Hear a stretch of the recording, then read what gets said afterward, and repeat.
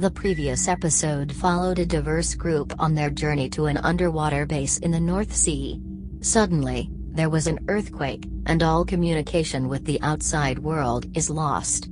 What has happened? Here is part 2 of At the Bottom of the Sea.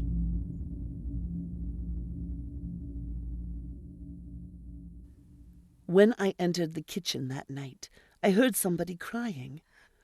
In a corner, I discovered Inga all covered in blood and weeping. It was her brother, Nils. He had been wounded when a shelf fell on his leg. Blix had taken him away for surgery. She grabbed my hand for comfort. "Do you know what I do when I feel down?" I said, and proposed my universal cure for depression: chocolate biscuits. Then she had the audacity to suggest that we have some beer instead, knowing very well that I am a devout Muslim and don't drink. However, I know what these infidels are like, so I found her a bottle in the fridge. She squeezed my hand with a tenderness I didn't expect.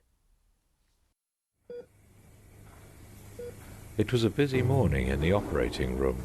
I was there assisting my 2 medical staff, Blix and Storm. Blix worked as fast as he could. I just hope he wasn't sloppy. Then Nils, the boy, was brought in. His foot and leg was crushed. It couldn't be saved. Blix made an amputation below the kneecap, knowing full well that we would be able to grow him a new foot on shore. If we get ashore, I corrected him. "We must think positive," Storm said, and afterwards I heard him mutter something about Leonora. I just hoped that wasn't his wife. The first thing I saw when I came to was the inside of the decompression chamber. Through a small window I noticed 2 eyes staring at me. It was Edwardson, of course. I started laughing. I was so glad I was alive, you see. I thought I was done for sure. Now all I had to do was wait. It would be very boring, of course. Decompression always was. But I've been through it many times. You could get long-term effects, though. I knew too many who had. But I'm not the sort of man who thinks years ahead, much less decades.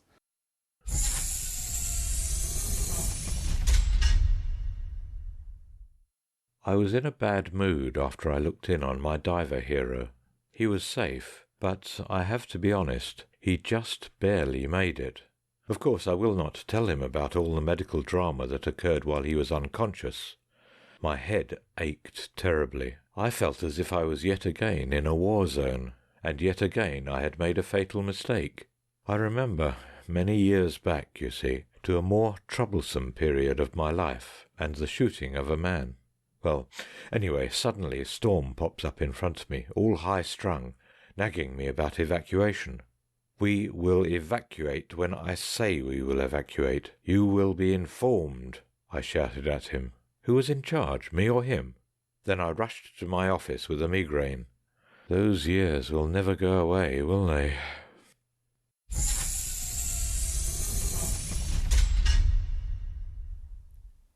You may think that duties end when a catastrophe occurs, but mine don't, at least. People need to eat, even if their chances of surviving the next month are slim. I have Inga here with me, fortunately, although she is a little upset about her brother. As we were checking the storage, I noticed that we were short on supplies. Then I panicked and rushed straight to Edwardson's office. He was in some kind of officers' meeting with Blix and that man Schultz, who is an engineer. He was a little annoyed, to tell the truth. "Relax, woman," he said. "It hasn't been unloaded yet. It is just out in docking bay." I sighed with relief and withdrew, a little ashamed of my hysterical reaction. We were sitting in the common room. Me, the Icelandic guy, and the mediocre biologist, Storm. Then they started talking about being rescued soon. I couldn't believe it. Rescued. The giant Valhalla rig had capsized and sunk to the bottom of the ocean floor. That thing was more secure than anything ever built. Did they not think about what could have caused such a situation? And the tremors in the ground. They suggested a wave. Well, if it were, I told them, it would have to be a bloody huge wave. What could have caused such a wave? I told them the only thing I could think of was a meteor strike. They were probably in just as much trouble on the shore. Then suddenly, Storm gets up and runs off crying to the bathroom. Now I know he is not just mediocre, he is weak too. If you want anything done, you need to do it yourself. I thought of that huge gorilla of a man, Egon Gundersen. He is a complete idiot. He said Edwardson had reassured him. I told him Edwardson was lying, which he probably was. I smiled when the man rushed off in a fury.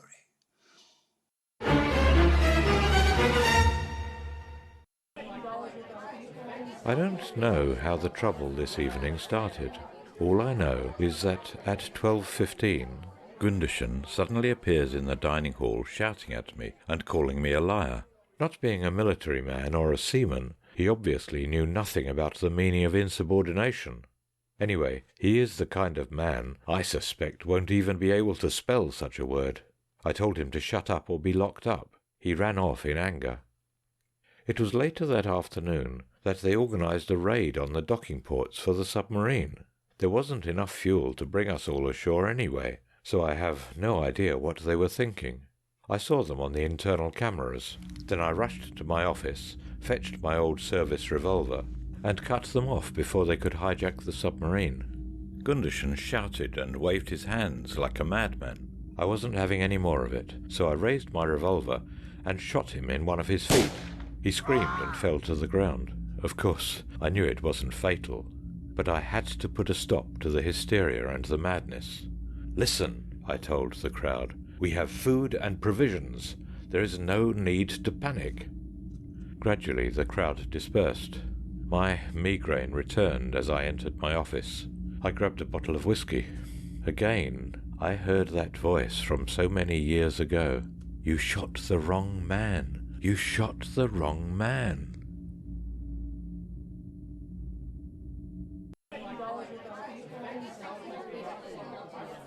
I was at the meeting in the mess hall later that night. Everybody was there except the diver guy who was still in his chamber. Blix was in charge.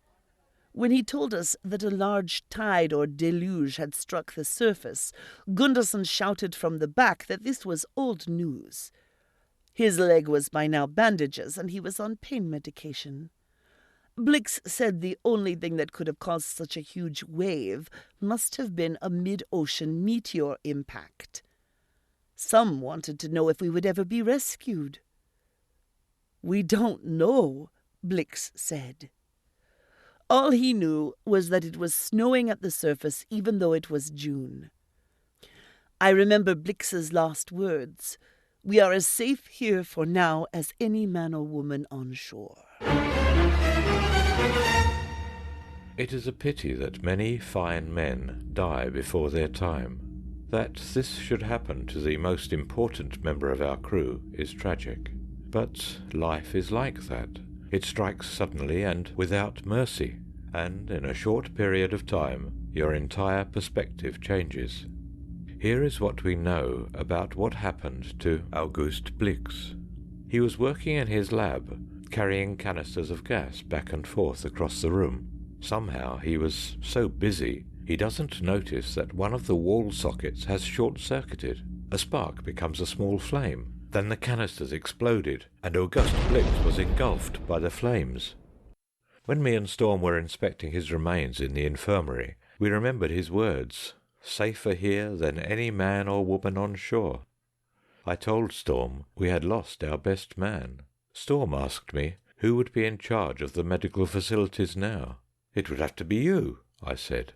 "Me?" he objected. "Why?" "You were a military medic, weren't you?" I said. He was surprised that I knew about his service. I looked at him, smiled, and said, "This is an important operation. We know what there is to know. Don't underestimate the government."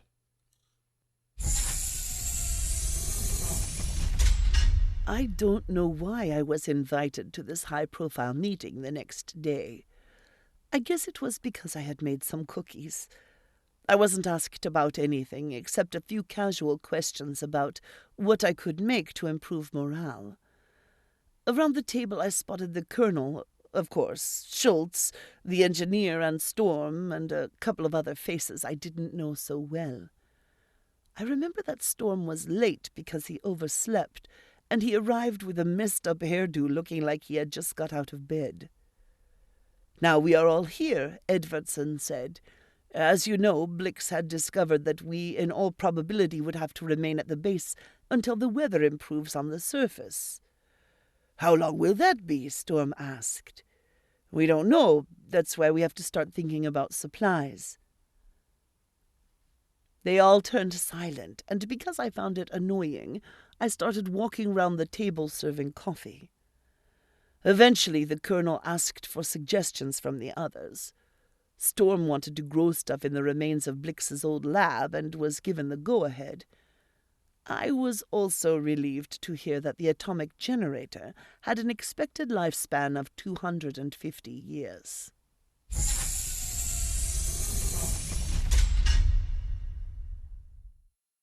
I was present when Storm interviewed that teenager Nils who got his leg chopped off. Considering the circumstances, I guess the kid took it as well as can be expected. Storm did some medical examinations. I wasn't aware that he had the skills, but he obviously knew what he was doing. Then the question of pain came up, and Storm found some of the kid's pot that was stashed in his cupboard. I had to laugh. Of course, Storm confiscated the whole thing and ran off to the colonel like a good schoolboy.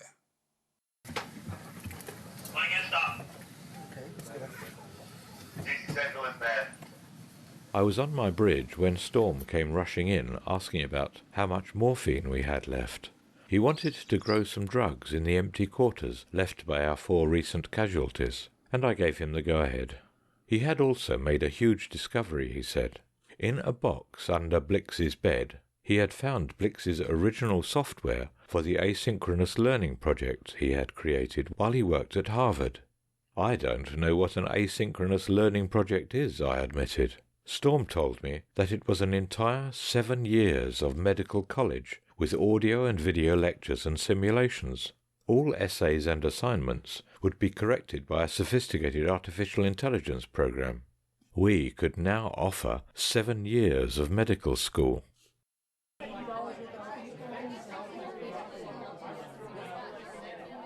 Me and Schultz, the engineer, were having a meal together in the mess hall. He was especially fascinated by my Pakistani avocado dish. "How did you get this avocado?" he asked. I said it was flown around the world on a plane and put in our provisions. There was even some rambutan. Then he asked me to pass the water, and I replied, half in jest, "Water, water everywhere, nor any drop to drink." "What did you say?" he shouted suddenly. "Coleridge," I replied. Then he suddenly gave me an odd look, got up from his chair and ran off like some kind of lunatic. Later that evening he told me that I had given him an idea about how to use the trawl from the fishing boat that had sunk nearby to fish. He thanked me sincerely for coming up with the idea, but I assured him that I had made no such suggestion. He would not listen and shook my hand.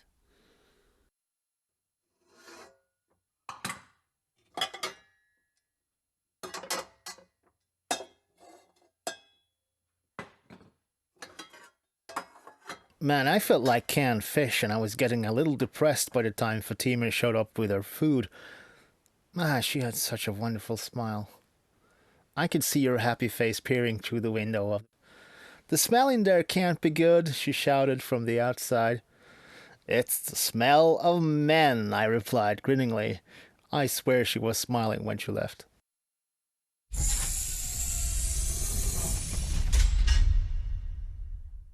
Being stuck in here just fills me with hate. First of all, I loathe being caught in this trap. Then I hate that Icelandic guy who is always flirting with Katya, claiming to be her boyfriend. I can't possibly imagine what she sees in the weird gamer. I often look at them from across the room, and it is really starting to annoy me the way he sucks up to her. Then they kiss, and it is all la-di-da and happiness, as if nothing had happened. Two lovebirds at the end of the world. It is disgusting. There is a reason for why there is tight discipline at sea. Every day seems the same, and add to that the feeling of an impending doom, and you have a recipe for insubordination. I had to argue my point with Storm, of all people.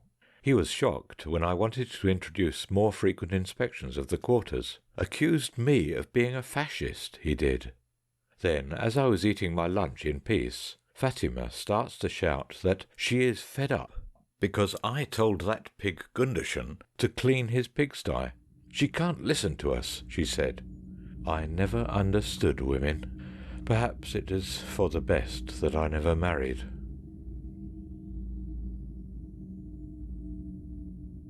Like many of us, I have been down recently. I am fed up with the routines. I want change.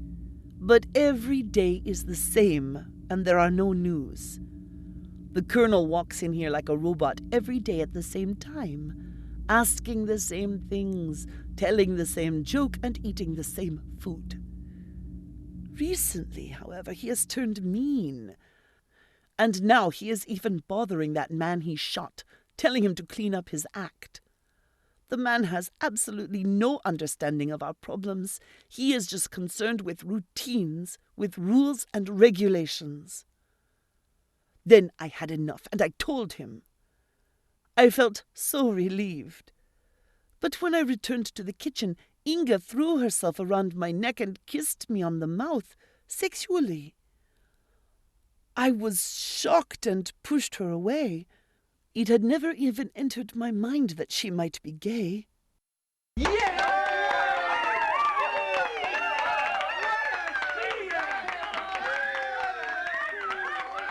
They were all there the day I came out of the decompression chamber. The room was packed. I was a returning hero. They cheered and clapped their hands, but I became dizzy again. Fortunately, Fatima was there to support me to my quarters. I must say, I have grown increasingly fond of her. She isn't pretty in the normal sense, but she brings happiness wherever she goes.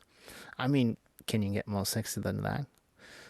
As she supported me down the corridor, I touched her shoulder, and I must admit that my hand wandered a little. But then, as we stopped outside my quarters, she removed my hand swiftly and stated, "I'm married," before she marched off. It isn't easy being disliked, not even when you deliberately make yourself a target to distract attention from general boredom. I had seen this many times on board ships. Somehow the crew will feel better if they have somebody they can hate. I can't give them love, so I might as well give them the second best, somebody to hate. But it takes toll on your nerves. It does.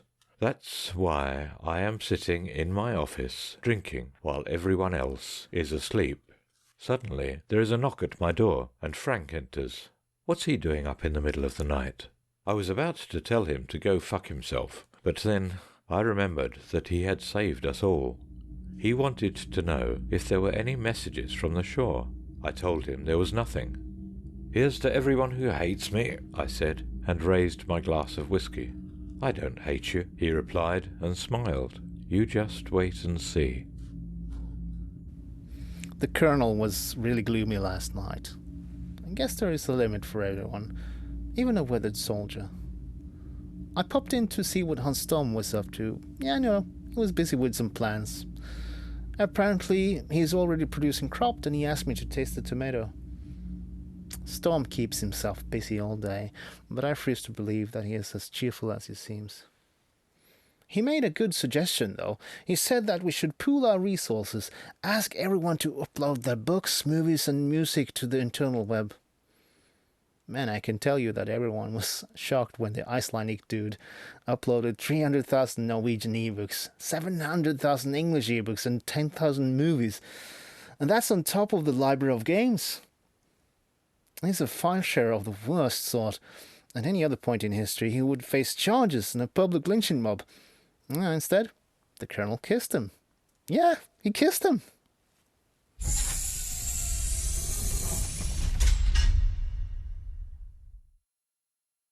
I have an admission to make. I really find Katya attractive.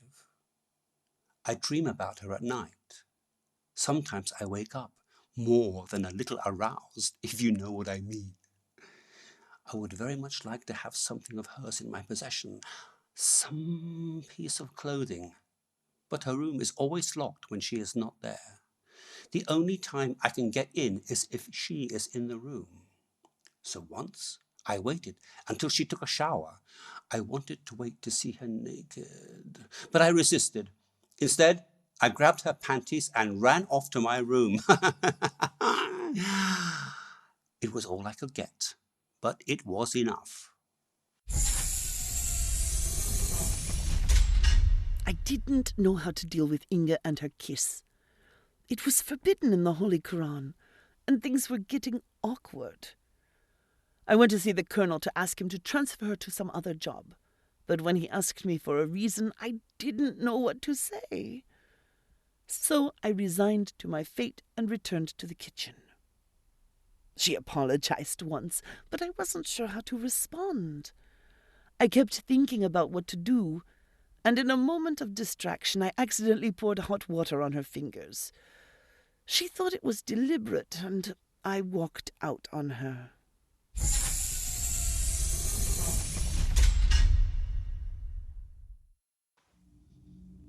I have a bottle of poison in my room. I stole it from that idiot Storm. Of course, I am not planning to take it myself. But the Icelandic gamer is starting to really bug me. Someday I will sneak into his room and pour some in his coffee. In fact, I did it this morning while he was out. I have no regrets. What a man does for love, even an intelligent man like myself.